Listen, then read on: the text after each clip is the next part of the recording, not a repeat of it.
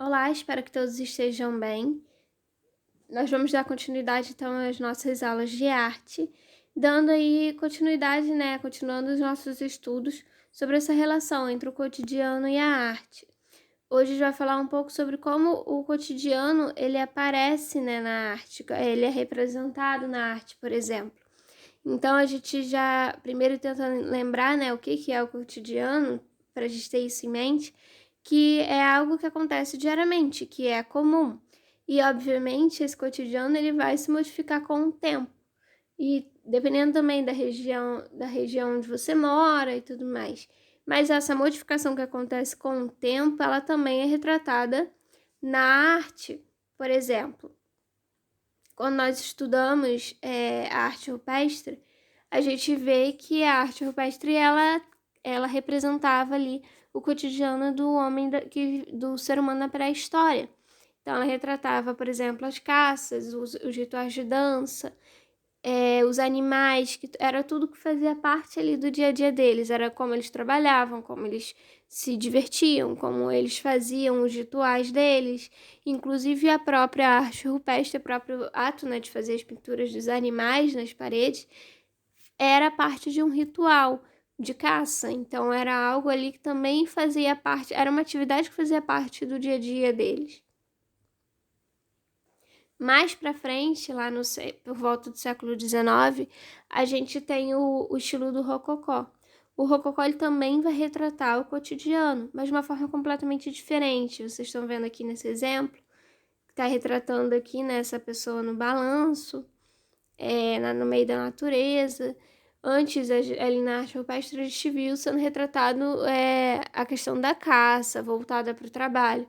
E aqui era voltado mais para essa questão do lazer, porque o rococó ele retratava principalmente o dia a dia, o cotidiano de pessoas que eram da aristocracia, pessoas que eram da nobreza.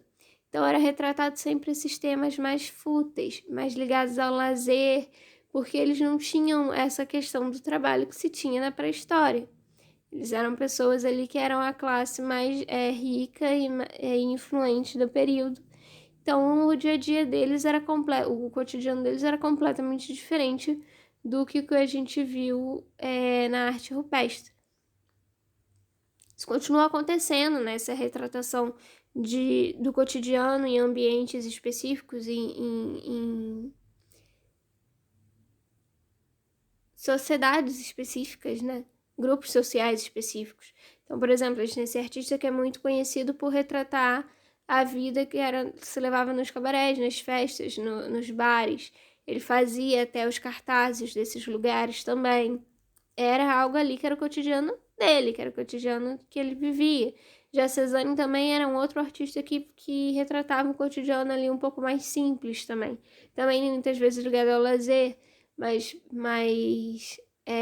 algo mais ligado a pessoas mais simples que viviam, o dia a dia delas, da forma delas.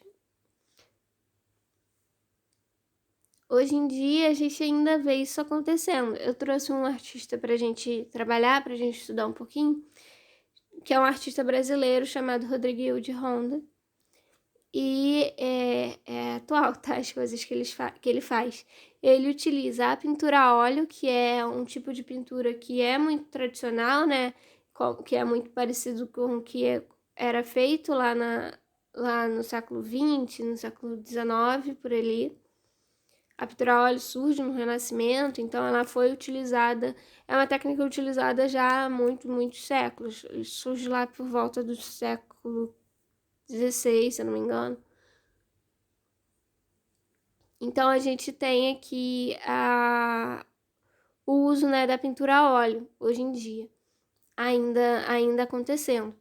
E o Rodrigo de Honda, ele retrata cenários que são do cotidiano dele. Ele mora ali em São Bernardo do Campo, no ABC Paulista, e ele retrata cenas que fazem parte, do dia a dia deles. Então essa, por exemplo, que eu mostrei lá no começo, dos biscoitos recheados, da tigelinha ali de um cereal, alguma coisa assim, faz parte, de uma das séries dele, de uma das obras que ele pinta. E ele mesmo fala, que ele procura retratar as coisas como ele vê. Então, ele vai retratar as coisas que estão ali, fazem parte do dia a dia dele na cidade onde ele está morando. Ele não viaja para outros lugares do Brasil, então é muito específico. E ainda assim as pessoas se identificam, pessoas de outras regiões também se identificam. Isso porque ele retrata coisas simples, então são coisas que fazem parte do cotidiano e dos hábitos do brasileiro mesmo. Mas coisas mais simples, por exemplo, esse vasinho de violeta aqui, isso é algo que é muito comum. Esse tipo de janela é muito comum. Então, a forma como a gente usa detergente, a forma como a gente usa essas coisas, isso, por mais que eu tenha, como eu tenha falado, né, ele retrate o cotidiano dele ali na cidade, né, na cidade de São Paulo, onde ele mora, o fato de serem coisas mais simples acaba favorecendo essa identificação de pessoas de outras cidades do Brasil também se identificarem com ele. Isso porque quando uma pessoa, né, do exterior, são coisas que pra gente são banais, são coisas do nosso dia a dia, são comuns, mas quando vem alguém do exterior, são coisas, às vezes são coisas que eles não estão acostumados a ver, porque é um tipo de planta que não tem lá, é uma forma que a gente costuma ter, de guardar, de lavar a louça, que é diferente da deles. Sempre tem essas questões diferentes, assim, que são coisas que a gente não percebe, que fazem parte do nosso dia a dia, mas que vão variar de um lugar para o outro, especialmente se for, assim, de um país para o outro. Também pode variar de região para região, mas como eu falei, é muito comum ter essa identificação com as obras do Rodrigo Honda por conta dessa questão de serem elementos simples que ele está retratando, né? Então são coisas ali, até marcas, né, que fazem parte do dia a dia de muitas pessoas do ao redor do nosso país. Então, assim, a gente para pensar, então, qual que é a diferença entre as obras do Rodrigo de Honda e as obras do Cezanne, que foi um daqueles artistas que nós vimos ali anteriormente. Então, por exemplo, o Cezanne pintava frutas, pintava, a gente chama de natureza morta, que é esse tipo de obra que faz pintura de frutas, de elementos, de ferramentas, às vezes também, de trabalho, de objetos inanimados, né? E o Rodrigo Honda também faz isso. Ele pintou ali um negocinho de amaciante, uma plantinha na lata, plantada ali, né, naquela lata, parece ser alguma coisa de leite em pó, uma fruta. E usa uma técnica muito parecida. A gente vê aqui, ó, o fundo, ele é muito parecido um do outro, a forma de pintura é muito parecida. E o que diferencia, então, a obra de um para a obra do outro? É o contexto histórico, social e geográfico. Então, assim, eles vivem em épocas diferentes. Então, o cotidiano deles é diferente. Eles vão pintar cenas que, apesar de ter a mesma temática, vão ser diferentes porque é outra época. Então, por exemplo, nesse daqui tem essa pintura de Cezanne, que são pessoas ali, né, homens, no momento de lazer, jogando algo, parece jogando cartas, alguma coisa assim. E aqui na obra que já mais atual, do Rodrigo Honda, ele tem esses homens num bar jogando sinuca. E aí e tem até uma criança observando da mesma forma que tem aqui, ó. A gente tem aqui também. Então a gente tem uma temática parecida, com pessoas fazendo uma atividade muito semelhante, mas a gente tem diferenças por causa do contexto. É um outro país. Aqui ele está retratando o Brasil, Cezanne retratava lá o país dele. Então a gente vai ter essa diferença, vai ser outro país, outra época, então outro tipo de roupa, outros hábitos sociais diferentes. Então é isso, o que vai trazer essa diferença, né, entre um pintor e outro, ou talvez até a gente pode perguntar, então, qual é a diferença da importância, né, de um pintor e outro, porque que, sei lá, o Rodrigo de Honda ainda não é considerado um grande pintor em todo o mundo, porque o Cezanne lá, ele estava desenvolvendo uma técnica, ele estava desenvolvendo muitas ideias. Ele foi uma das pessoas que desenvolveu lá o hábito de se fazer as pinturas de natureza morta, como nós vimos. Então, assim, o Cezanne desenvolveu isso lá atrás. O Cezanne foi um dos pintores que desenvolveu essas técnicas.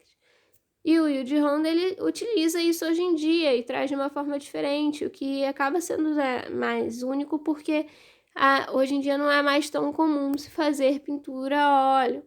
E aí que se retrate assim e expor, né, dessa forma. Então ele acaba chamando mais atenção, né, por fazer essas pinturas hoje em dia. Mas é claro que temos outros também pintores que fazem. Eu falei só uma questão de ser mais comum ou não, porque na época, né? Hoje em dia a gente tem outras técnicas, outras tecnologias também que foram desenvolvidas, outras formas de se fazer arte. Eu trouxe aqui também um outro exemplo de dois artistas que trazem, eles vão retratar, né? Não retratar necessariamente o cotidiano, mas usar ali objetos do cotidiano para fazer arte. Então a gente tem, por exemplo, esse fotógrafo que ele utiliza objetos para fazer, que são do nosso cotidiano, fazer cenas específicas, cenas divertidas, geralmente. Então a gente tem aqui, por exemplo, fone de ouvido sendo utilizado para fazer uma nota a formato da clave de sol, da nota musical. Os xícaras de café que estão colocadas posicionadas de uma forma, ele acrescenta um desenho e faz um avião. Ou até aqui que ele faz, né, um foguete, ele usa para fazer o foguete ali uns lápis de cera. Então isso é uma forma, né, de utilizar coisas do cotidiano, não retratar o cotidiano, mas sim utilizar coisas do cotidiano para fazer a arte. A gente tem esse outro exemplo, que é muito parecido, mas que ele faz esses personagens, cria esses personagens a partir desses objetos. Então a gente vai sempre, ele usa, né, tinta pincel ali e cria algo que inspire, que ele acha que fique parecido, que ele pode ficar parecido. Esse daqui é muito interessante, que ele faz, né, na raquete de tênis, um homem, né, jogando tênis. Tênis não, desculpa, ping-pong. Então ele cria essa relação com a temática. Então aqui ele está usando, né, objetos do cotidiano para fazer arte. E a gente tem essa questão do registro do cotidiano lá, como o Rodrigo Honda faz, né, através da pintura. Quando a gente fala que isso acontece de uma forma diferente hoje em dia por causa da evolução da tecnologia digital, a gente vem muito à mente a questão da fotografia. Aqui, esses dois artistas, eles usam a fotografia, mas não para retratar o cotidiano em si. Em si, coisas simples de formas diferentes, de ideias mais criativas, de retratar coisas que são do cotidiano, que fazem parte do cotidiano. Esse daqui usa, né, a questão da pintura. Então, eles estão usando ali esses dois elementos que nós comentamos sobre, que são utilizados geralmente para registrar o que acontece no dia a dia, para criar essas figuras, criar esses personagens. Então, é o Dominique, né, que utiliza a fotografia, e o Gilbert que vai usar a pintura de uma forma diferente, não é mais uma pintura em tela. Então, essa evolução, a evolução da tecnologia também acabou desenvolvendo também um novo desenvolvimento da criatividade. A criatividade começou a funcionar de uma forma diferente. Mas o registro do cotidiano, ele permanece, ele ainda existe de forma diferente. Então, a gente tem, por exemplo, a questão da fotografia. A fotografia, quando ela surgiu, ela era utilizada para momentos muito específicos, né? Quando ela começou a se tornar mais popular, um pouco mais acessível, ela ainda era para momentos muito, muito específicos. Então, o dia que era o dia de tirar foto, era o dia que as pessoas botavam a sua melhor roupa, se arrumavam, tiravam um dia para isso, preparavam um ambiente onde elas iam tirar a foto, sentavam ali, se arrumavam, faziam a foto de família, faziam a foto das crianças. E hoje em dia, a gente ainda pode se arrumar para fazer uma foto, pode, né, tentar ali arrumar um ambiente, não fazer a foto de uma forma que pegue a parte mais bagunçada da onde você está tirando a foto. Mas ela é muito mais diária, ela faz muito mais parte do nosso dia a dia, principalmente por a questão de quando se começa a ter câmeras no celular. Eu, por exemplo, não sou exatamente de uma época que se tinha esse acesso tão facilmente. Na minha infância ainda eram máquinas fotográficas, né, de filme, não era nem digital ainda. Então você tirava as fotos, não tinha como ver se ficou boa. Depois levava para revelar, e aí só depois que revelava você via se tinha ficado boa. Às vezes acontecia que queimava o filme e aí estragava, perdia para sempre, não tinha outro jeito. E hoje em dia a fotografia, ela acaba, essa foto, né, como registro do nosso dia a dia, ela acaba fazendo muito mais parte do nosso cotidiano. E outra forma também que muda, que se modifica com o tempo, né, se modificou com o tempo, é a forma como que a gente compartilha isso. Então a gente vai ter, a gente tinha, né, a questão dos álbuns de foto em casa, e isso acaba se tornando mais raro, né, hoje em dia.